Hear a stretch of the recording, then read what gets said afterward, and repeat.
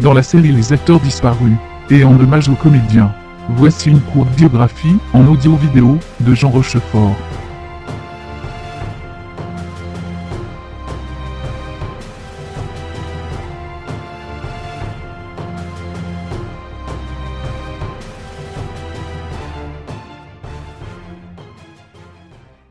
Né à Paris, de parents bretons, Célestin Rochefort, cadre dans l'industrie pétrolière, qui est originaire de Dinan, et Fernand Dillot, qui est comptable. Jean Rochefort grandit à Vichy pendant la Seconde Guerre mondiale. À la Libération, il assiste au spectacle des femmes tondues, ce qui lui donnera une vision noire de la nature humaine. Enfant rêveur, il fait des études médiocres au lycée Corneille de Rouen, au collège de Cussey et au lycée Marcelin Berthelot de Saint-Maur-des-Fossés. Il désespère son père, à l'opposé de son frère aîné Pierre qui intègre Polytechnique, et devient ultérieurement ingénieur général de l'armement. Après la guerre, à 16 ans, il est embauché comme garçon de bureau, à la Banque de France. Durant la même période, la famille Rochefort achète une résidence secondaire à Saint-Lunaire.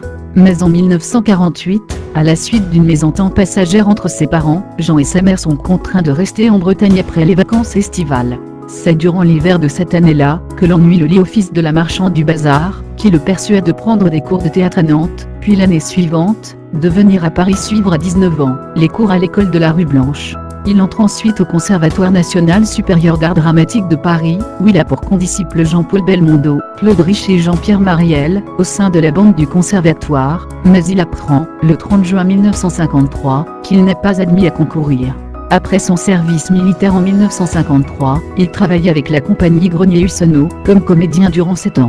Il y est remarqué pour son aisance à jouer tant le drame que la comédie. Jean Rochefort commence sa carrière en théâtre à l'âge de 23 ans. Il se dit comblé par cette expérience, car il a interprété des auteurs anglais, comme Harold Pinter, et a eu des partenaires comme Delphine Seyrig. Au cinéma, il connaît le succès de 1961 avec Cartouche, puis avec Les Tribulations d'un Chinois en Chine en 1965. Porté par le succès, il enchaîne avec le tournage de 3 épisodes de la série Angélique, Marquise des Anges, entre 1964 et 1966. Il réalise de courts-métrages documentaires, Rosine en 1973, qui témoigne de sa passion des chevaux, et suit les épreuves d'équitation d'une jeune cavalière à Coatquidan. Il se lie d'une forte amitié avec Philippe Noiret et Jean-Pierre Mariel. Jean Rochefort dans le Crin-Tambour 1977. En 1972, il joue son premier grand rôle dans Les Feux de la Chandeleur de Serge Corbert. Il est dans ce drame l'ex-mari d'Annie Girardot et le père de la jeune Claude Jade, qui veut réconcilier ses parents, et du jeune Bernard Lecoq. Puis il a joué dans Le Diable dans la boîte en 1977. Et Il faut tuer Birgittas en 1981. Dans Les Feux de la Chandeleur, il joue à l'âge de 41 ans un père de famille d'enfants adultes. La jeune Claude Jade avait déjà 23 ans. Pour paraître plus âgé, il porte une moustache. Sa marque distinctive qu'il avait enlevée seulement en 1996 pour le film « Ridicule ». L'année 1973 marque un tournant dans sa carrière. Il obtient un rôle dans l'Horloger de Saint-Paul. Il considère que ce film a fait de lui l'acteur qu'il allait être par la suite. Il explique que le réalisateur, Bertrand Tavernier, lui a appris à se détendre face à la caméra, qui auparavant l'impressionnait. Ensuite, il tourne avec Tavernier pour que la fête commence, en 1975. Un rôle qui lui permet de remporter, à 46 ans, le premier César de l'histoire. Sa personnalité le conduit à jouer dans de nombreuses comédies célèbres, dont Les Deux Diptyques du Grand Blond, de 1972 à 1974, et D'un éléphant ça trompe énormément, de 1976 à 1977, ainsi que La Grande Cuisine en 1978. Mais il excelle également dans les rôles dramatiques, grâce auxquels il obtient 2 Césars. Mais il reconnaît aussi avoir tourné dans nombre de navets, pour assouvir sa passion des chevaux. Il appelle ses films, les films avoine. Il prête sa voix au doublage en français de nombreux films, d'animation. Entre 1985 et 1988, il présente également les aventures de Winnie l'ourson, pour l'émission Le Disney Channel, diffusée sur FR3. En 2000, il est Don Quichotte dans le projet de film inachevé, L'homme qui a tué Don Quichotte de Terry Gilliam, avec Johnny Depp et Vanessa Paradis. Lors de ce tournage, qui tourne à la catastrophe, Jean Rochefort souffre d'une double hernie discale, l'empêchant à tout jamais de remonter à cheval. La production est arrêtée en 2006, et il participe au clip de Vincent Delerme, Sous les avalanches. Jean Rochefort au Festival de Cannes 2006. En 2007, il joue avec son fils Julien Rochefort, dans un téléfilm adapté d'un conte de Guy de Maupassant, Otto père et fils. Il participe également à l'album La mécanique du cœur du groupe français Dionyso. En 2008, il préside la cérémonie des Césars. Cette même année, il est choisi par la marque d'assurance en ligne Amaguise, pour une campagne de publicité. En 2015, il est président du jury du Festival du film britannique de Dinard. La même année, il intervient dans une vidéo réalisée par le collectif des Bolosses des Belles Lettres, qui s'illustre sur son blog, par des adaptations contemporaines des classiques de la littérature, dans laquelle l'acteur revisite Madame Bovary. En 2016, une série télévisée financée par France 5, est lancée avec les créateurs du collectif, Quentin Leclerc et Michel Pimpan, où Jean Rochefort raconte chaque semaine, en langage jeune, et décalé un classique de la littérature comme Les Liaisons dangereuses, Le Petit Prince ou encore Le Père Goriot.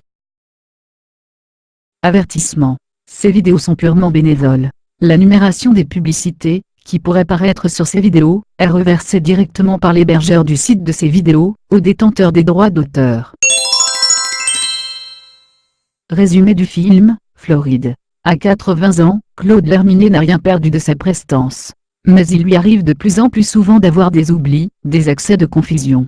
Un état qu'il se refuse obstinément à admettre, que Carole, sa fille aînée, mène un combat de tous les instants, pour qu'il ne soit pas livré à lui-même.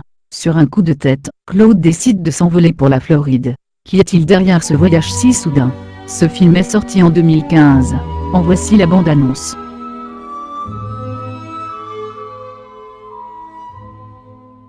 Ma fille Alice habite Miami. Donc vous allez la retrouver? Où ça? En Floride, à Miami. Je sais, je suis pas encore complètement gâteux. Qui êtes-vous? Vous savez bien, ça fait 3 mois que je travaille ici. Faites un petit effort, comment je m'appelle? Non mais papa, tu peux pas accepter l'idée d'avoir besoin de quelqu'un parce que moi je peux pas, je travaille là, tu sais. Et on croit qu'elle est bonne, mais en fait elle est gelée. C'est de ma fille dont vous parlez? Bah non, c'est l'eau du lac. Elle n'est pas douée pour le bonheur. Ah non, vous vous trompez. Non, Carole, elle prend les coups, c'est sûr, mais elle se relève tout de suite. J'aimerais savoir comment ça se passe au lit avec votre mari. Je vais pas recommencer avec ça. Quel genre de caresse vous préférez? Madame Forja, vous pouvez pas me faire ça. Je dois vous prévenir, mon père aime pas trop l'idée d'avoir quelqu'un pour l'aider. Vous avez eu le temps de prendre cette place. Elle va pas durer longtemps. Je sais, bientôt vous allez mourir. J'ai l'habitude avec la personne vieille. Quelle chance sommes-nous? Ça suffit.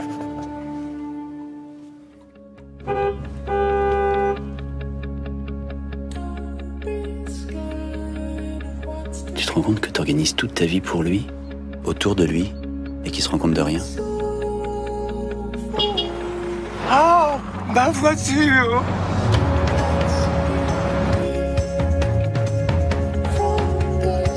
J'aime bien votre papa. Pourquoi tu veux pas le mettre dans cette résidence? Je peux pas, arrête avec ça.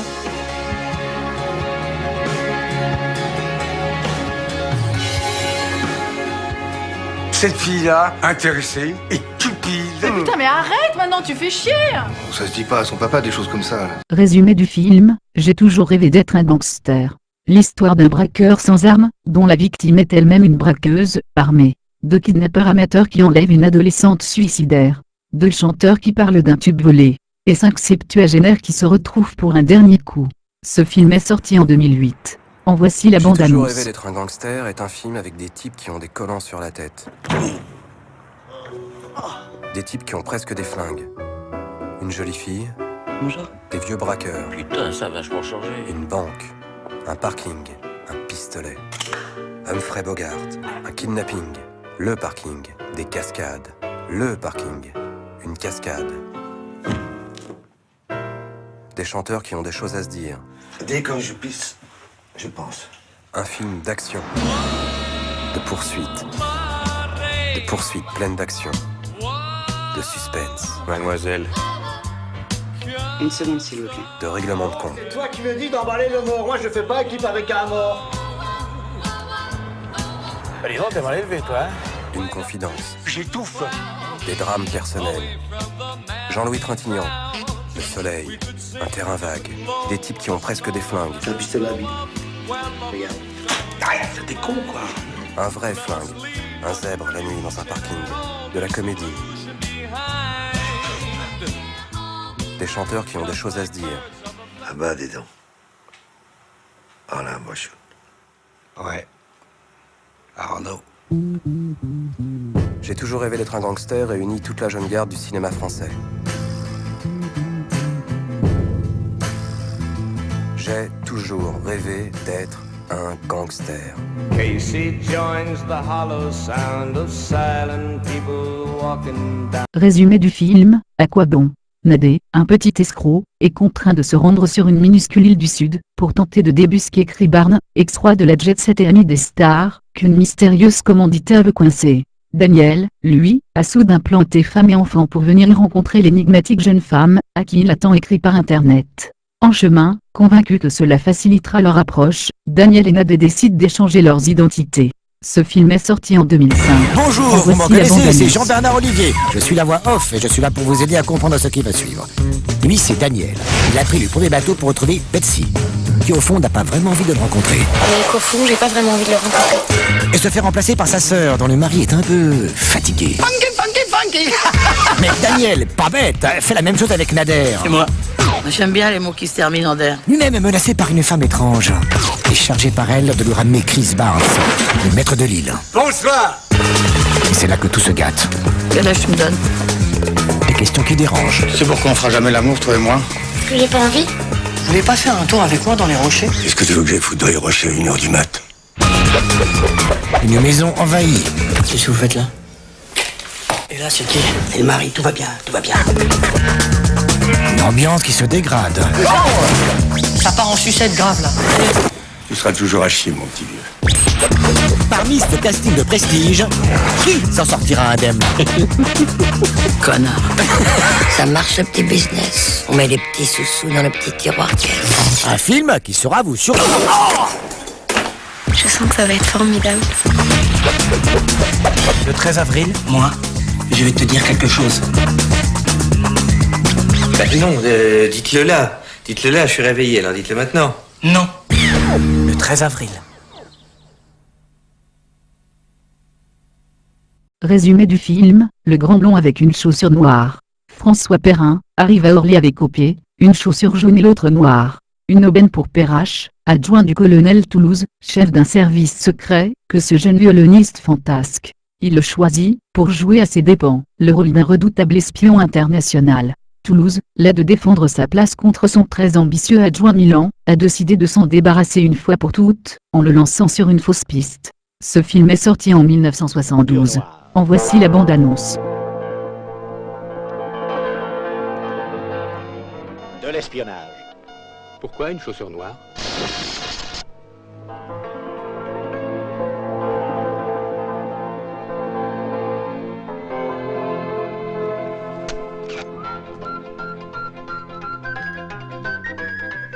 Un film comique. Oui, mais pourquoi une chaussure noire?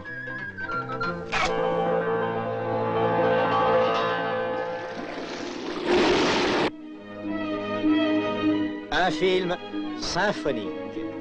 Mais pourquoi une chaussure? Un film qui frappe. Et la chaussure noire?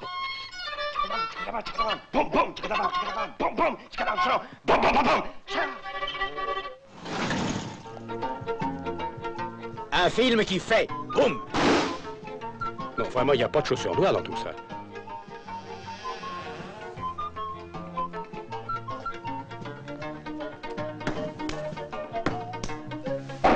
On tourne en rond, merde, on tourne Ah, je ne fais pas dire. Oh merde. Oh non, monsieur, non, on ne dit pas merde dans un film à non. Allez, je m'en fous, moi. Mais le public ne s'en fout pas, lui, monsieur. Non, je vous en prie, monsieur. Laissez-moi faire mon travail.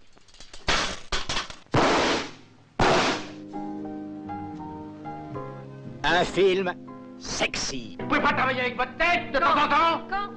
Quand travailler avec ma tête? Il a passé la nuit à coincer mes cheveux dans sa braguette. à s'envoyer des coups de cornemuse, à jouer son opéra et accessoirement à me faire l'amour. Très bien, d'ailleurs. J'ai été obligé de rentrer à Paris avec une chaussure marron et une chaussure noire. Oui, mais... Pourquoi une chaussure noire? Ah, vous voyez. Il y avait un grand noir à Orly. Un grand noir avec un loden vert. Bientôt, le grand noir avec un loden vert. Non, ne changez pas de sujet. Ben, qu'est-ce que j'ai dit? Le grand blanc avec la chaussure noire. Qui est-ce? Vous n'avez pas le savoir. C'est lui, le grand blanc? C'est pas lui, quand même. Ah oui, mais on voit pas ses chaussures. Ah, une grande blonde, hein. Ravissante.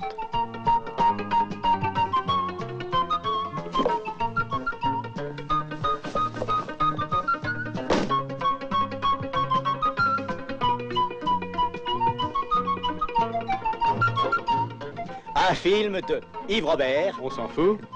Dialogue de Francis Weber. On s'en fout.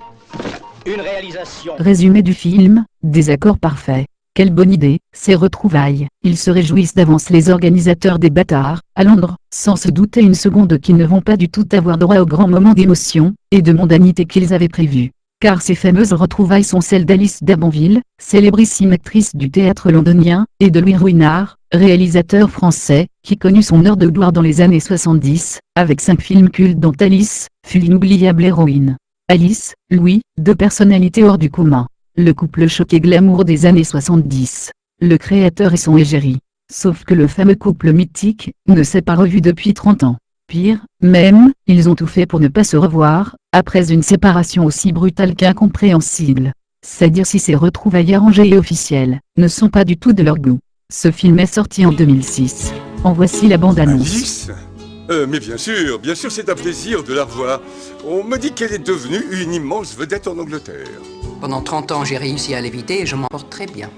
Il paraît que c'est elle qui doit vous remettre le prix d'honneur à la cérémonie de samedi soir. Quoi, Alice d'Abonville? Vraiment? Alice, c'est superbe. Tu n'as pratiquement pas changé. J'aimerais pouvoir te retourner le compliment. Oh, la trompe! Je ne voulais surtout pas que tu t'imagines que je fais ça en souvenir de notre petite romance. Mais je t'en foutrais, moi, des petites romances.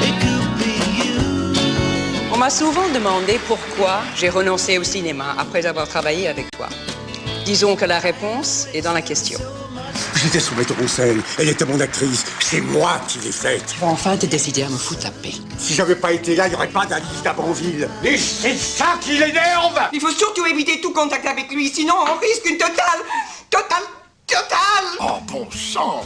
Oh, elle est magnifique. Magnifique, elle vient quand même de vous démolir devant 400 personnes. Et pourquoi croyez-vous qu'une femme se donne autant de mal pour emmerder un homme? En juger par la manière dont tu réagis à tout cela, je dirais que toi aussi tu l'aimes toujours. Là, tu dis n'importe quoi. Oh! Un rayon de soleil dans la campagne anglaise. Toujours? Alice, est-ce que tu aurais l'obligeance de bien vouloir me passer le sel, s'il te plaît? Bah, tu vois, on aura au moins échappé à ça. 30 ans de passe-moi le sel. Boum! Quand notre cœur fait boum, tout avec lui dit boum, et c'est l'amour. Oui, je veux que tu me dises la raison pour laquelle tu es parti. On s'en fout, on est vieux maintenant. Parle pour toi. Chant de Love in Bloom, au rythme de ce boum qui redit boum à l'oreille.